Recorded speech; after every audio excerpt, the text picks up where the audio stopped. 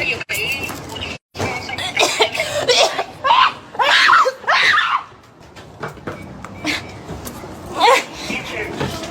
alone!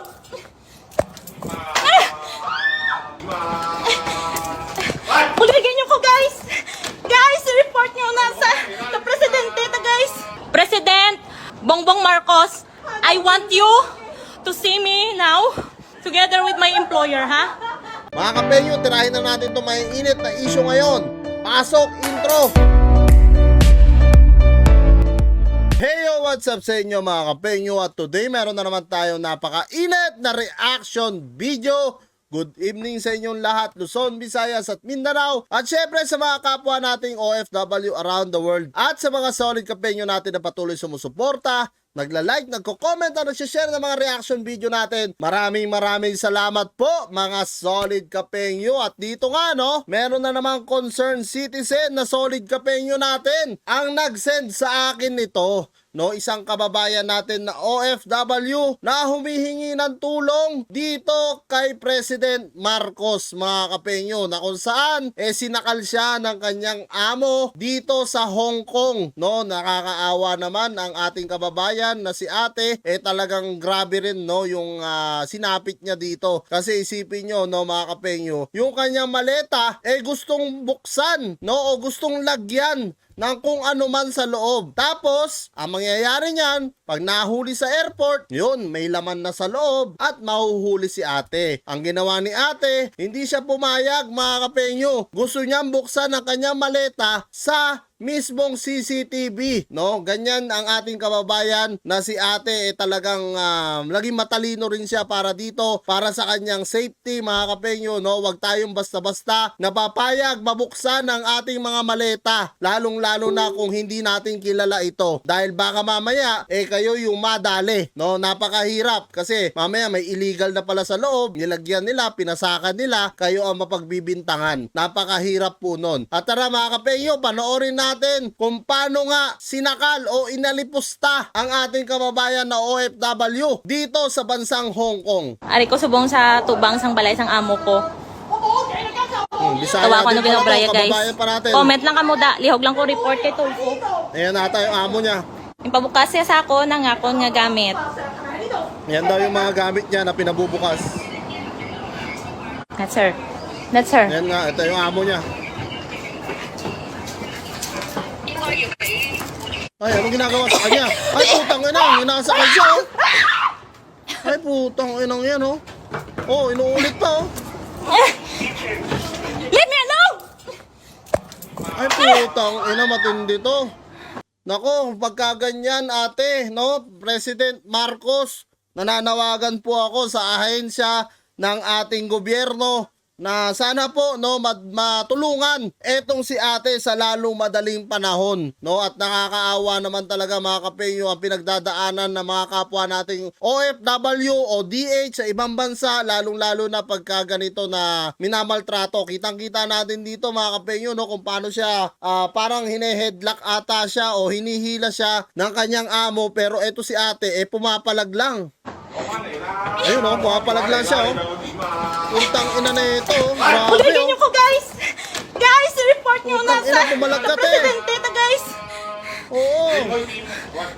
Huwag kang papayag na inaapi tayo, lalong-lalo na dito mga kapengyo. Makikita natin na si ate, nag-iisa lang siya. Merong lalaki nagsasalita ng Chinese din ata yun, Hong Kongese, na talaga maririnig mo doon, sa talagang parang sinasabihan niya rin yung kanyang asawa. Talagang inaano siya, Shit. Wala, sino yung umihiyaw? Umihiyaw yung amo niya, Umihiyaw yung amo niya, mga kapengyo. Putang ina na ito, lakas ng tama nito nung amo niya. Parang may sira rin sa ulo, mga kapengyo. Delikado yan.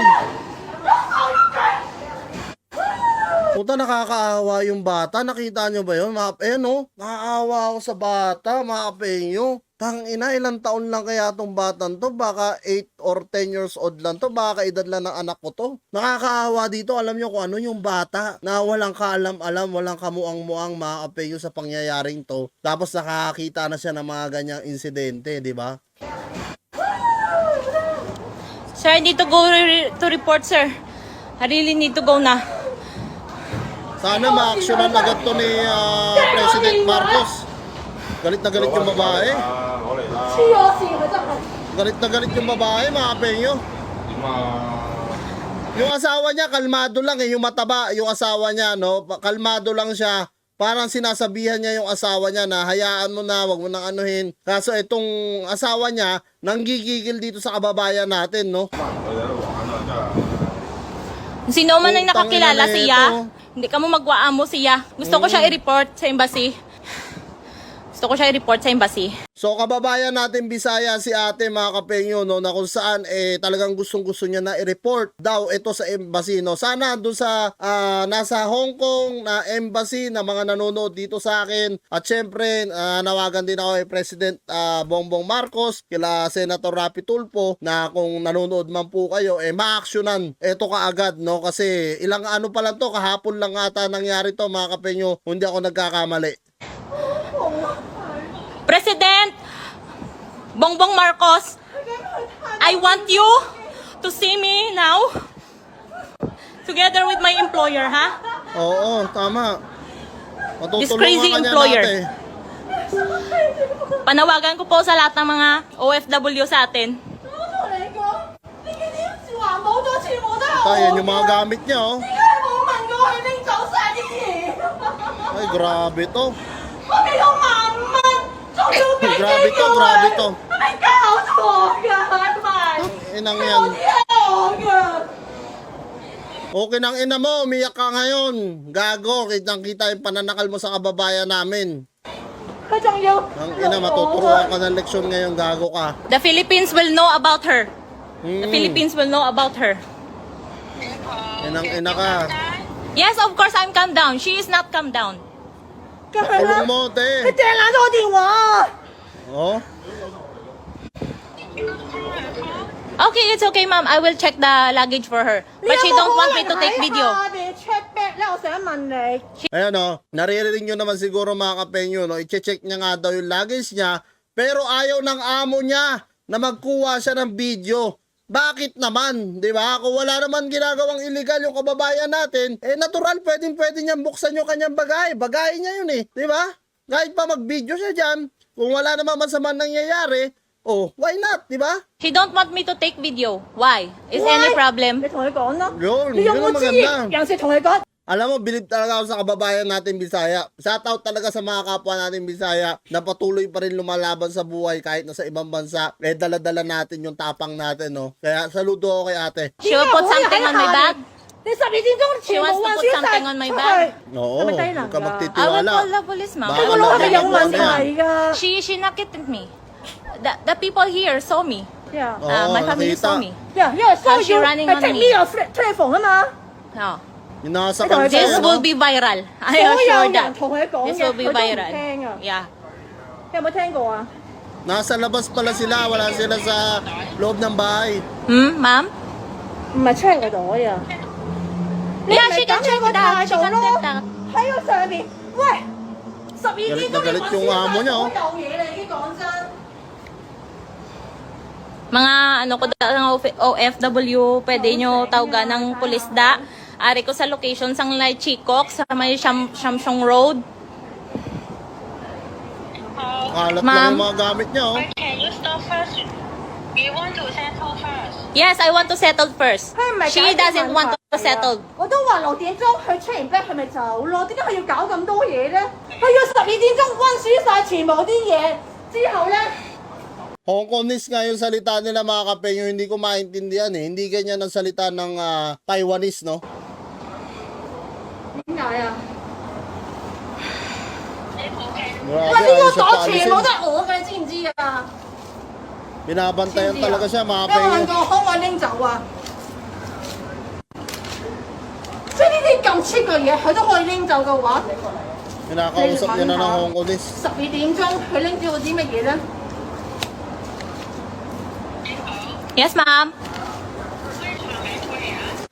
Yeah. Yeah. This one is my bag already. All of my bags here. All of my Ginagaya pa yung things here. salita niya eh. Gago ka, yari ka ngayon. If she will stay calm, I will let him show everything. Just like this. Tama yan, te, lumabang ka. Magandang ginawa Ang niya. kugaya ko oh. ni guys. Ang kugaya ko ni guys.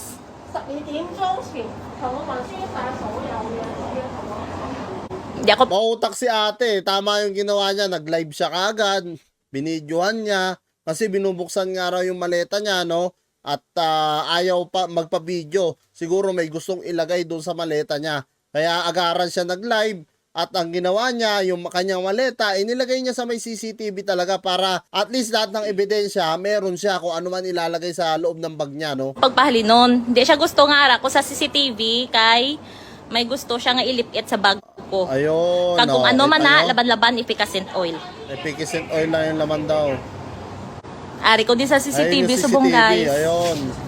So ayan mga kapengyo, no, kitang-kita nyo naman kung paano talaga lumaban dito si ate OFW, no, na talagang kababayan natin. Sana matulungan to ng ehensya ng ating gobyerno, lalong-lalo na syempre kay President Marcos, no. Sana magawa niya ng aksyon to at talagang para naman matulungan yung ating kababayan. At ganun na rin, nananawagan ako syempre sa Tulfo Brothers, kay Sir Ben Tulfo man o kay Rapi Tulfo or kay Erwin Tulfo, kung sino man yung makatulong dito, talagang laking pasalamat natin mga kapengyo. Tsaka please share nyo na rin yung video para makarating, no, sa ahensya ng gobyerno natin para makita kaagad nila at matulungan nila etong si ate kasi kawawa naman talaga mga kapengyo. So ayan, kung kayo ang tatanungin ko mga kapengyo, sa palagay nyo ba tama ang ginawa ni ate? Comment nyo na lang down below lahat ng mga opinion nyo mga kapengyo at lahat-lahat po yan mabasa ko. Maraming salamat mga kapengyo at kita-kita tayo sa susunod kong reaction videos.